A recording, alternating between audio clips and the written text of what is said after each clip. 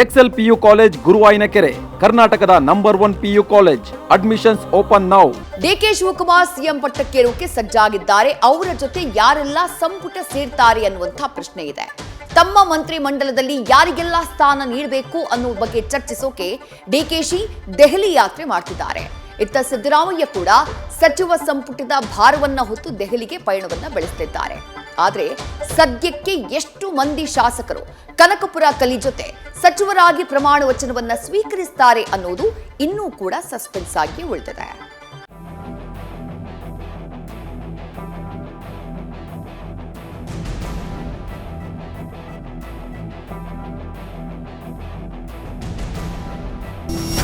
ಸಿದ್ದರಾಮಯ್ಯ ಪದತ್ಯಾಗ ಮಾಡಿದ್ದಾಯ್ತು.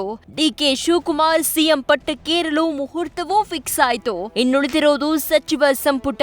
ಯಾರಿಗೆಲ್ಲ ಮಂತ್ರಿ ಸ್ಥಾನದಿಂದ ಕೋಕ್ ಕೊಡ್ಲಾಗ್ತಾ ಇದೆ, ಯಾರನ್ನೆಲ್ಲ ಸೇರಿಸಿಕೊಳ್ತಾರೆ ಅನ್ನೋ ಪ್ರಶ್ನೆ ಮೂಡಿದೆ. ಇದಕ್ಕೆಲ್ಲ ಮದ್ದು ಅರಿಯಲು ಡಿಕೆ ಶಿವಕುಮಾರ್ ಸಿದ್ದರಾಮಯ್ಯ ಸಜ್ಜಾಗಿದ್ದಾರೆ.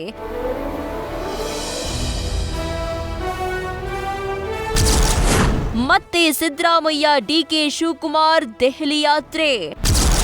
ಹೈಕಮಾಂಡ್ ನಾಯಕರ ಜೊತೆ ಸಂಪುಟದ ಬಗ್ಗೆ ಚರ್ಚೆ.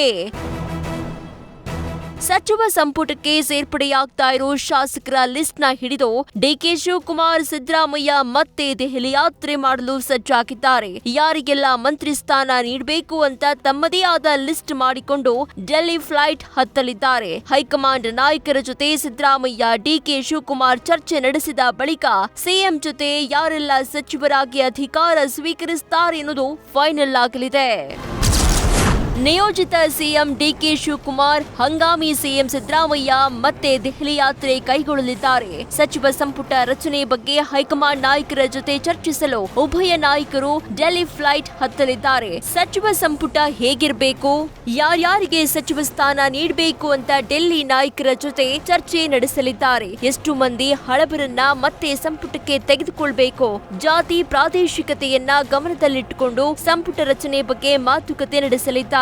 ಈಗಾಗಲೇ ಸಿದ್ದರಾಮಯ್ಯ, ಡಿಕೆಶಿ ತಮ್ಮ ಬೆಂಬಲಿಗರ ಪಟ್ಟಿಯನ್ನ ಹೈಕಮಾಂಡ್ಗೆ ನೀಡಿದ್ದು, ಶಿವಕುಮಾರ್ ಸೂಚಿಸುವ ಹೆಚ್ಚಿನ ಮಂದಿಗೆ ಸಂಪುಟದಲ್ಲಿ ಪ್ರಾತಿನಿಧ್ಯ ಸಿಗುವ ಸಾಧ್ಯತೆ ಇದೆ. ಅಲ್ಲದೆ ಡಿಕೆ ಶಿವಕುಮಾರ್ ಸಲ್ಲಿಸಿರೋ ಪಟ್ಟಿಯಲ್ಲಿ ಹೊಸ ಮುಖಗಳಿಗೆ ಹೆಚ್ಚಿನ ಆದ್ಯತೆ ನೀಡಿದ್ದಾರೆ ಎಂಬ ಮಾಹಿತಿ ಇದೆ. ಮಂತ್ರಿ ಮಂಡಲದ ಪ್ರಪೋಸಲ್ ಬಂದಿಲ್ಲ ಎಂದ ಖರ್ಗೆ. ಮಂತ್ರಿ ಮಂಡಲ ರಚನೆಗೆ ಡಿಕೆ ಶಿವಕುಮಾರ್ ಸರ್ಕಸ್ ಮಾಡ್ತಾ ಇದ್ರೆ, ಇನ್ನು ಸಚಿವ ಸಂಪುಟದ ಬಗ್ಗೆ ಪ್ರಪೋಸಲ್ ಬಂದಿಲ್ಲ ಅಂತ ಎಐಸಿಸಿ ಅಧ್ಯಕ್ಷ ಮಲ್ಲಿಕಾರ್ಜುನ ಖರ್ಗೆ ಹೇಳಿದ್ದಾರೆ. ಸದ್ಯಕ್ಕೆ ಒಂದು ಹಂತದಲ್ಲಿ ಸಚಿವರನ್ನ ಮಾಡಿ ಬಳಿಕ 15 ದಿನ ಅಥವಾ 1 ತಿಂಗಳು ಬಿಟ್ಟು ಎರಡನೇ ಹಂತದ ಮಂತ್ರಿ ಮಂಡಲ ರಚನೆ ಮಾಡಬಹುದು ಅಂತ ಖರ್ಗೆ ಊಹಿಸಿದ್ದಾರೆ. ಬಂದಿಲ್ಲ ಪ್ರಪೋಸಲ್, ಅಂದ್ರೆ 8 ಮಾಡ್ತಾರೋ 10 ಮಾಡ್ತಾರೋ, ಅವ್ರ ಪ್ರಪೋಸಲ್ ಬಂದಿಲ್ಲ. ಬಂದ್ಮೇಲೆ ಅದ್ರ ಪ್ರಕಾರ ಸದ್ಯಕ್ಕೆ ಒಂದು ಹಂತದಲ್ಲಿ ಮಾಡಿ, ಅದು ಆದಮೇಲೆ ಮತ್ತೊಂದು 15 ದಿವಸ 1 ತಿಂಗಳು ಬಿಟ್ಟು ಮತ್ತೊಂದು ಹಂತದಲ್ಲಿ ಉಳಿದಂಥ ಇದು ಸದಸ್ಯರೇನು ತಗೊಳ್ಬೇಕು ಅಂತ ಒಂದು ವಿಚಾರ ಇದೆ. ಆದರೆ ಮುಖ್ಯಮಂತ್ರಿಗಳು ಏನು ವಿಚಾರ ಮಾಡ್ತಾರೋ ನಮಗೆ ಗೊತ್ತಾಗಿದೆ. ಸಚಿವರ ಪ್ರಮಾಣ ವಚನದ ಮಾಹಿತಿ ಇಲ್ಲ ಎಂದ ಡಿಕೆ. ನಾನು ಯಾವುದೇ ಬೇಡಿಕೆ ಇಟ್ಟಿಲ್ಲ ಎಂದ ಸಾಹುಕಾರ್. ಸಚಿವ ಸಂಪುಟ ಸೇರಲು ಮಾಜಿ ಸಚಿವರು ಹೊಸ ಮುಖಗಳು ಲಾಬಿ ನಡೆಸುತ್ತಲೇ ಇದ್ದಾರೆ.